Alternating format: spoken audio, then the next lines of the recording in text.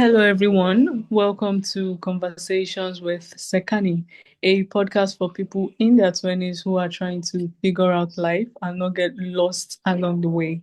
Today's guest is Debbie Faye, a presentations coach, consultant, and trainer who helps people communicate with confidence, clarity, and real impact. She's the founder of Bespeak Presentation Solutions and the author of Nail It, create and deliver presentations that connect, compel, and convince. For nearly 2 decades, Debbie has worked with everyone from people terrified of public speaking to experienced presenters looking to level up, helping them not to just speak, but actually be heard. This is a conversation about communication, confidence, and how to show up in a way that truly connects. Debbie, welcome to Conversations with Sekani. It's a pleasure to have you here. Thank you for having me. All right, so yes, I want to dive into your early years, right? You're literally your 20s. So, in your 20s, how did you view confidence and communication? Was picking up natural for you or something you had to grow into?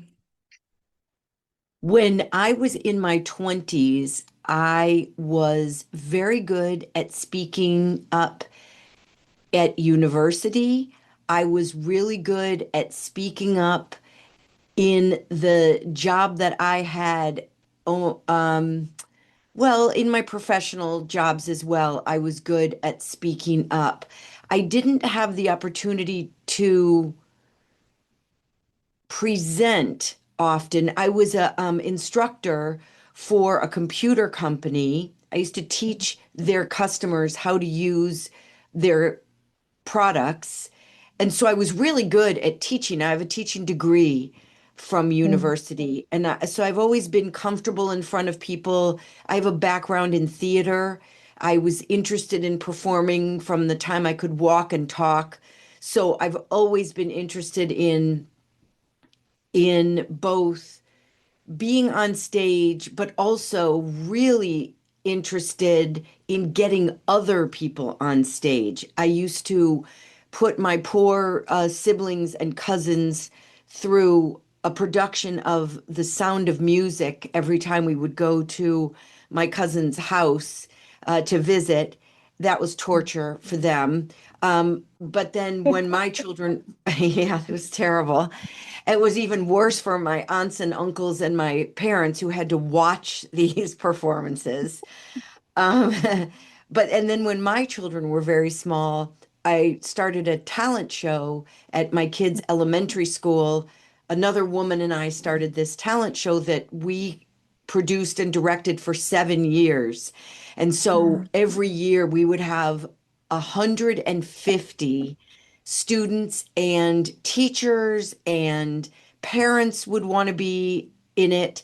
It was enormous and really gratifying and exciting. And I also had the opportunity to help my first husband get his employees, his team, ready for their conference that they would have every other year. And his team would give presentations, and I got to prepare them for those presentations. So I've been involved in this kind of stuff for a really long time. Right. Wow. Okay. So, I'm curious, right? Since this is something that you've been involved in and you actually love, right? Were there Yes. moments early on where, fear or self-doubt held you back from expressing yourself fully? You're so right.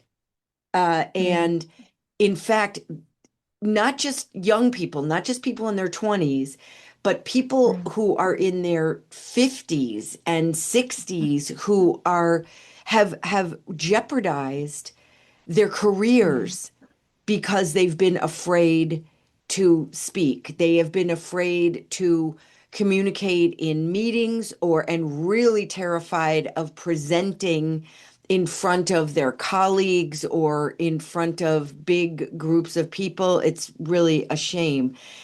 One thing I would say the thing that when I share with my clients who are fearful about speaking, when I explain to them two things.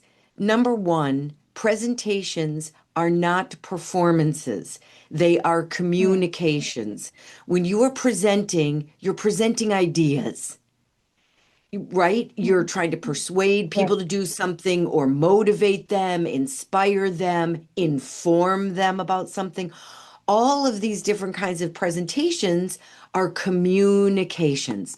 People are listening because they want to learn something. They want to Mm, change a behavior. Maybe they want to buy something, but they're not sure if they want to buy it. It's not a performance. You're not an actor.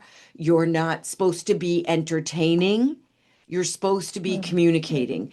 And so, if you fill your mind with the purpose of communicating your message to your audience, there is not going to be room in your mind to be afraid. mm, Everybody's a little bit afraid when they stand up to speak in front of a group. We all are. I am too. Yesterday, I did a webinar for a client of mine, and there were probably, I don't know, maybe 70 people on the webinar. And leading up to mm, it, I felt nervous. And the first minute or two I was speaking, I could tell I was a little bit nervous. But then that went away because my mind is really focused on getting the message across to the audience mm, in the clearest, most impactful, most energetic, especially on a platform like we're on, like Zoom or mm, Microsoft Teams, whatever it is. When you're speaking remotely, you have to put even more energy into it.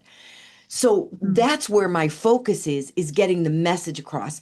My focus is not on me. For mm, your listeners, if when they ever do present something, they're talking, but in their brains, their mind is thinking, I hate this. I'm terrible at this. I'm so mm, nervous. Oh my gosh, my audience can see how nervous I am. No, they can't. Your audience right. cannot see your nerves. And you know why? Because Mm, that's not what they're there for. Your audience mm. is there to listen to what you have to say. Hmm. Wow. Okay, so this whole public speaking thing, I could Yeah. relate to it 100% because I've been in situations where I had to, stand and talk to uh audience, right? Give a speech or something. And I must say, the fear comes before you even, you know, stand on the podium to talk, right? That's when Yes, fear comes. But then it's something that I think if you're doing consistently, you'd be able to overcome this fear. At first, right? I thought some people were built differently, like they don't feel anything. This is what they were called for, right? So, uh, yeah, it's after speaking with a few guests, I realized that even these people that we think they are good speakers, they never feel any atom of fear, they are never anxious. They also feel that way too, but they just found a way to, overcome that fear, right? So, first of all, I that's want us, right. right, yeah. So I That's want ex us, yeah. No, go ahead. Okay, yes. So I want us to actually talk about this whole public speaking thing, right? So why do you think it's one of like the most common fears that people have, first of all? Yeah, that's a great question. And I've done a lot of reading about this, as you can imagine, because when I started my business almost 20 years ago, I knew Mm, that one of the big things I was going to be doing would be helping people overcome their fear of public speaking. And I think that part of it is it's an unusual situation to be in as a human, mm, to be speaking and have all eyes focused on you. yeah, It's not something that we do every day. Even professional actors Don't speak Mm, every day, all day long. If they're in a play, mm, I live in the United States, I live outside of New York City. Even if they're actors on Broadway in New York, mm, a play is maybe 3 hours long.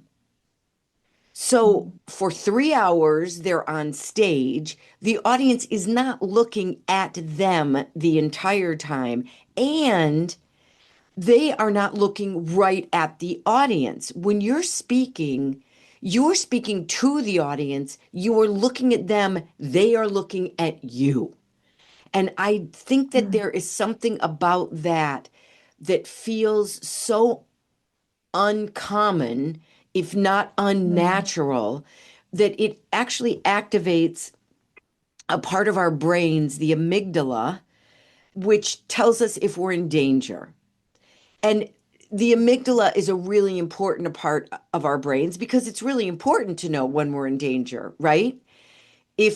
right. If heaven forbid our house is burning down, we need to know to get out of the house.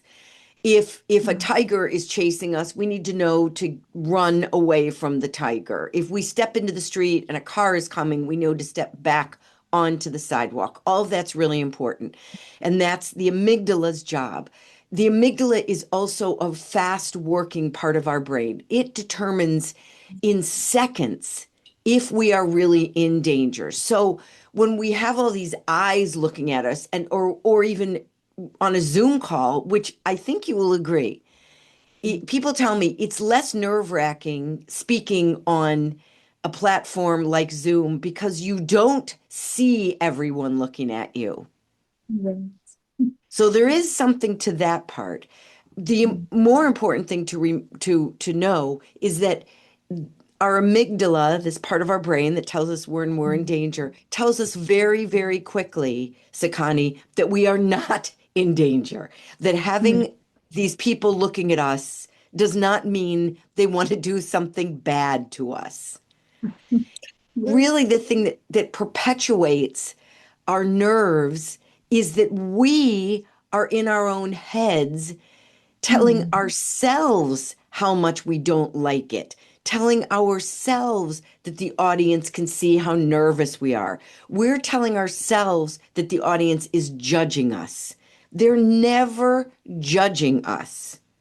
They mm, may be judging the presentation, they may be judging what you're saying, but mm, really the judgment about you as a presenter is minimal. There are things mm, presenters do that can be so distracting that the audience starts focusing on the distraction rather than on the content of the presentation. That's true.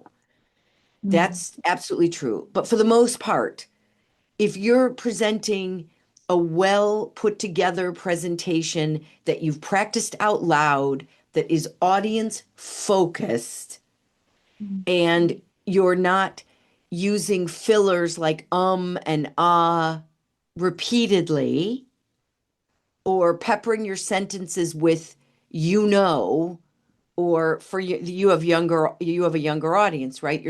I'm mm, speaking to people in their 20s. mm. People in their 20s and people in their 30s tend to use the word like, at least here in the United Exactly. States, where it does not belong. Right. Every third word is like. Like. I'm going to imitate it for a second, if I may.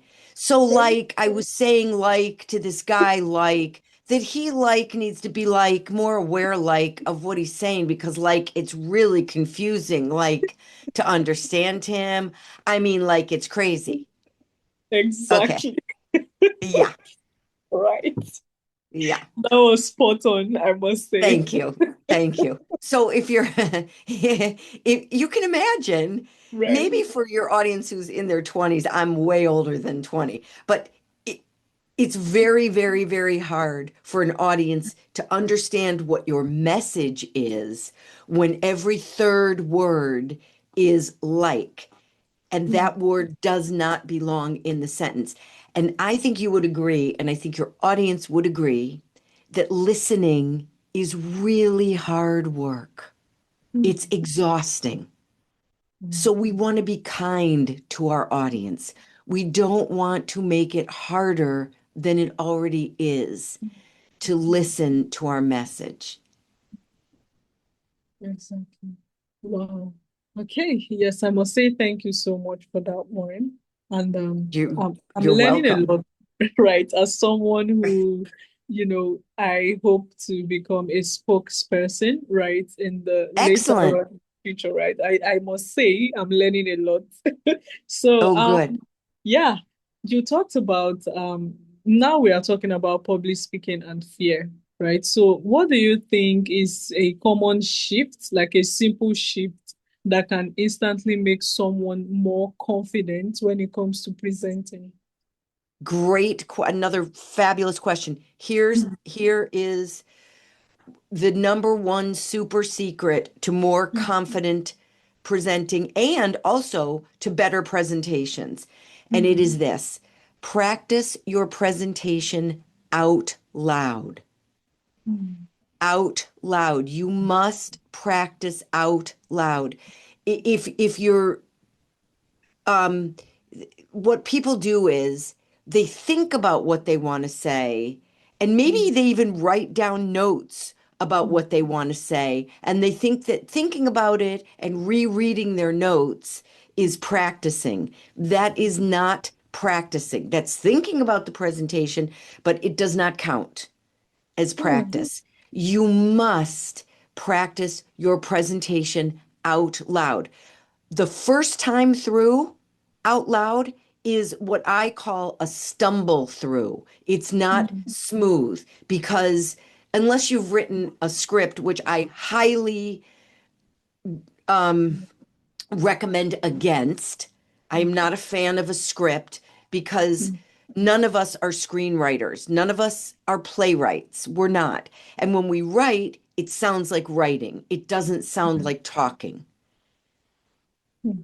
And a presentation is about talking. So it's fine to have notes for yourself to remind yourself of the important points that you want to make, but it really shouldn't be a written out script. The exceptions to this are if you're giving a toast to somebody at their wedding or you're giving a eulogy for someone who's passed on. Those are times when we usually write it out. My mom died during the pandemic, and my sister and brother and I wrote things that we said about her, and we every all I think all three of us spoke. Maybe my brother didn't speak. At any rate, we wrote down what we were going to say and we read it because for something like that, you're really overcome with emotion, and so it's better just to write down what you want to say and then read it. Even that, you need to rehearse out loud. You have to rehearse out loud. If your listeners are in their jobs and they're using PowerPoint, they have slides, they should be clicking and talking through their slides, put the slides in presenter mode, and click and talk through their presentations. I can guarantee you, and there you do not have a script. You never have a script. You're clicking and explaining to the audience what they're looking at. The first time through that is a mess because you have no idea where you're going to go after your introduction. And so then you stop and you think about it. Then you figure out how you're going to transition from your introduction to your first main point. Then you talk some more. This is the practice, by the way. And then you realize, oh my gosh, I need more information here. Or you may say, oh, you know what? This doesn't belong in this presentation. You don't know any of that until you talk through it out loud. And then once you figure it all out, then you rehearse it just a few times so you're super confident. And then when you get in front of a real live audience, you're great because you figured out all of this stuff so that it's smooth and it makes sense and it flows. And then you've rehearsed it so you know what comes next. It makes a huge, huge difference. It's a non-negotiable, Sekani. It is not a nice to do. It is a need to do. It is a must do. You must practice out loud. Practice out loud. Wow. Noted. I took note of that one. So yes, when we talk about presenting, right, there are great presenters and there are just presenters. So what separates someone who is okay at presenting from someone who truly connects and gets results? The big difference between someone who might be a great presenter, but they're not connecting and they're not getting results, is that the person who is connecting and is getting results built their presentation with their audience in mind. And they created Hmm. a presentation that is completely focused on that audience. It answers, if it's a persuasive presentation, it is persuading that audience based on things that matter to that audience. What does that audience care about? What are problems that audience is looking to solve that what you're talking about can solve? What are goals your audience is trying to achieve that what your subject is can help them achieve? Your audience, Sakani, is an audience of young people who are at the beginning of their careers, really at the beginning of their adult, very, very beginning of their adult lives. And so I'm speaking to them. I'm not talking about things in a way that a professional that's in their mid 40s, and by the way, people in their mid 40s are still making these same mistakes, unfortunately. But I Mhm. realize that your audience, and so do you, because you're asking questions that are helpful for a young Right. audience. And that is really what makes a presenter who is going to get the results they seek. It's not because they're funny, it's not because they're energetic, it's not because they're entertaining. That stuff is nice, but it's not going to get Mhm. a presenter results. It's just not. You must be connecting with your audience in Mhm. every way possible. Mhm. Wow. Okay, so yes, thank you so much, Debbie, I must say. And yeah, talking about presenting, right? You've highlighted how important storytelling versus data is when it comes to, communicating ideas, right? So can you like tell us, right, how important is storytelling and also data when you're communicating your ideas to a large audience? Thanks. Both are really important, Sakani. So, what I Mm, would say is, I love storytelling because everyone loves a story. If you're 3 years mm, old or 93 years old, you love a story. And the great thing about a yeah, story is that it is easily remembered and then it can be retold. You then increase your mm, impact not only on the audience in front of you, but on the people they will tell that story to. If you are giving a mm, persuasive presentation and you can tell a story to prove a point, you know then that if perhaps the decision maker is not in the room, that story can be told to the decision maker. So that's awesome. Data is also really important in a persuasive presentation, in an informative presentation as well, quite frankly. Both of those things are important. Data is important as well because it proves your point. I get to work with founders of businesses, many of whom are very young, like your audience, very young, and mm, they're starting out these businesses. And I work for an organization here in Connecticut that is sort of an incubator for these founders to help them with the tools they need to build their business. And one of those tools is to develop a pitch presentation so they can pitch their business to investors for money, to invest money in their businesses. And uh, we data plays a huge role in those pitch presentations because it proves to the investors the um, the success of either their product or service, or it can you can use a data point to prove the need for your product or service. You can use a data point to prove the growth projection of your product or service. This is a huge growing market. We know that it's at X right now, but it is predicted to grow to 20X in the next 5 years.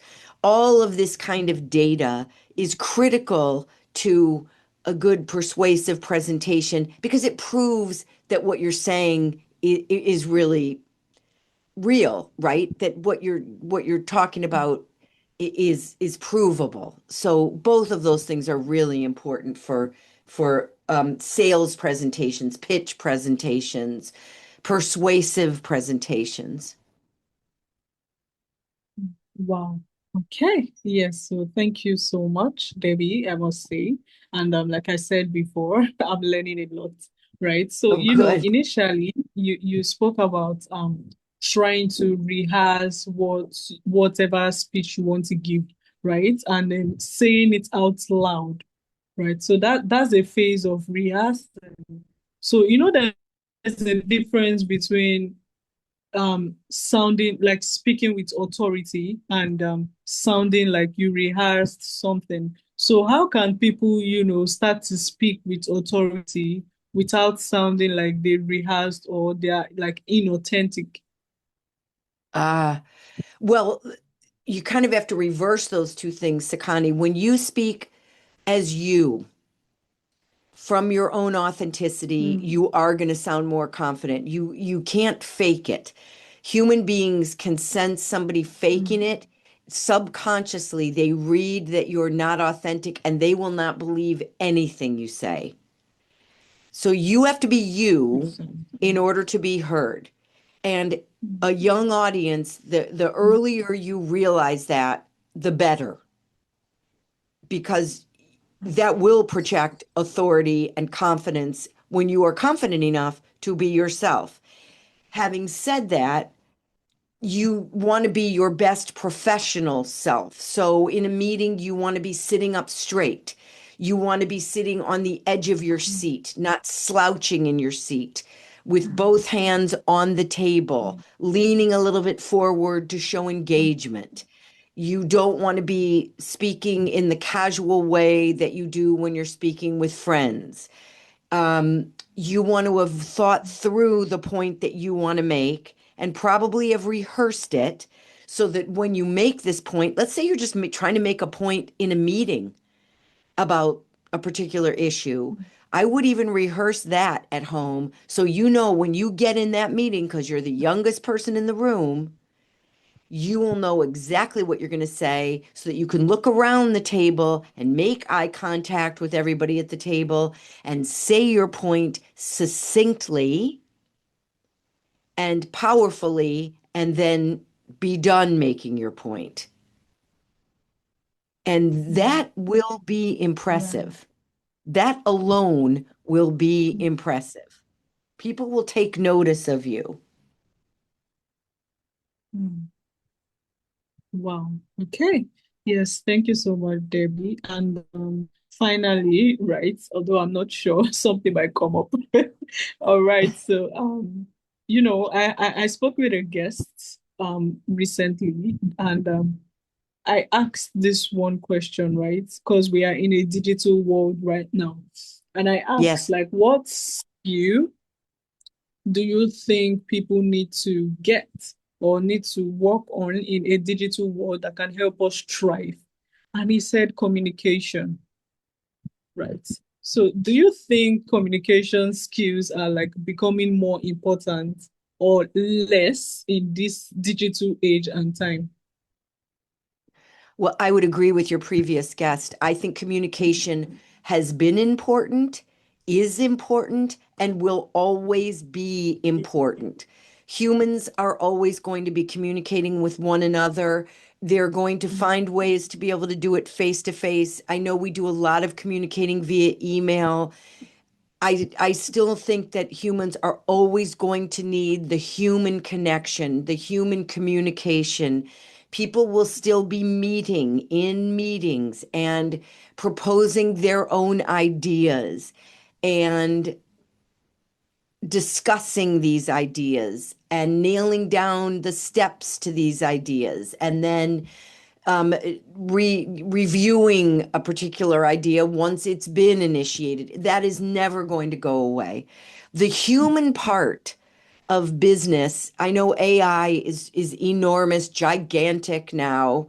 It's like Godzilla. Uh, and it's just amazing. And I know it can do amazing things. I also know it's taking up a ton of energy in order to work. And we'll see where that goes. In the meantime, I have faith and belief in the human brain and in humans' capacity to connect with one another. So I would completely agree with your guest. I think communication is and will continue to be, along with other things, a really, really important skill. Mm, exactly.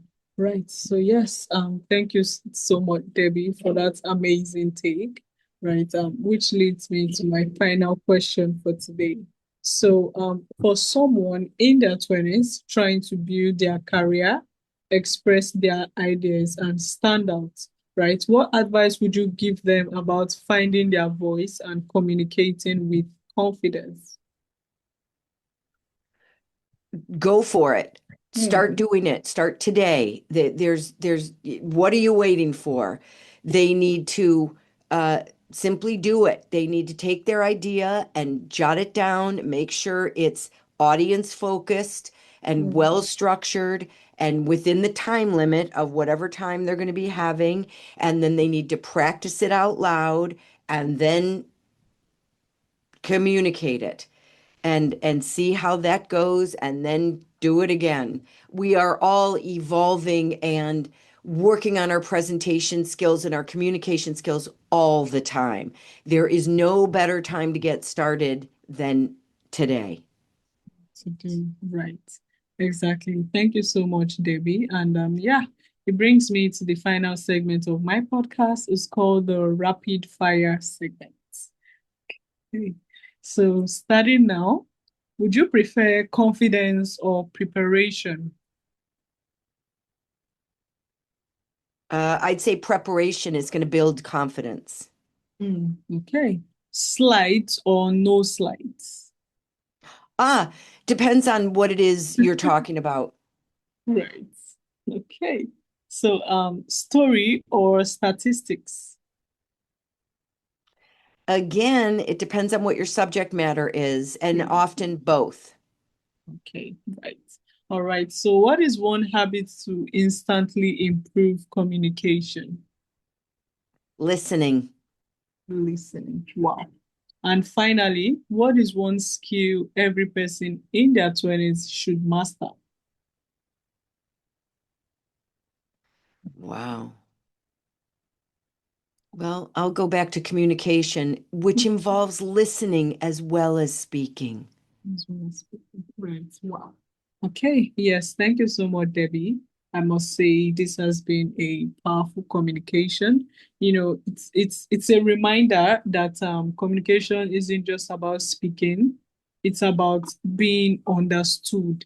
And in a world where, everyone is talking, the people who truly connect are the ones who stand out. Right. So yeah, thank you, Debbie. And where can listeners get to learn more about you and what you do? Uh, Thank you for asking that, Sekani. Your listeners can find out about me at my website, which is Bespeak Hmm. Presentations bespeak.com, or they can, I'm on YouTube. I think isn't this embarrassing? I'm forgetting all of a sudden. They can probably go to YouTube, my name. Also, I wrote a book that is available on Amazon, as you mentioned earlier, Nail It.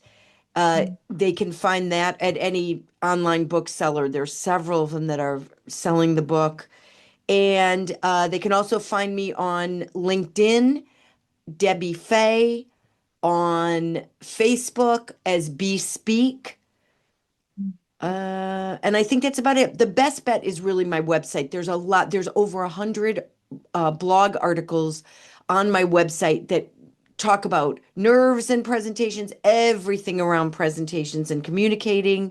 So that's what I would probably recommend. bespeakpresentations.com. All right. bespeakpresentation.com. All right. Yes, Yes. thank you so much, Debbie. I'm going to put the links in the show notes. So Thank you. yeah, so it's easier accessible for listeners. And yeah, talking about my listeners, thank you all so much for listening and tuning in to Conversations with Sekani. If this episode sparked something in you, just as it did in me, make sure to share to someone who you think might need this, and also subscribe so you don't miss out on new episode. Once again, thank you, Debbie, and do have a beautiful day ahead of you today. Thank you so much, Sekani. This was a total pleasure. All right, same here. Take care. You too. All right. Bye.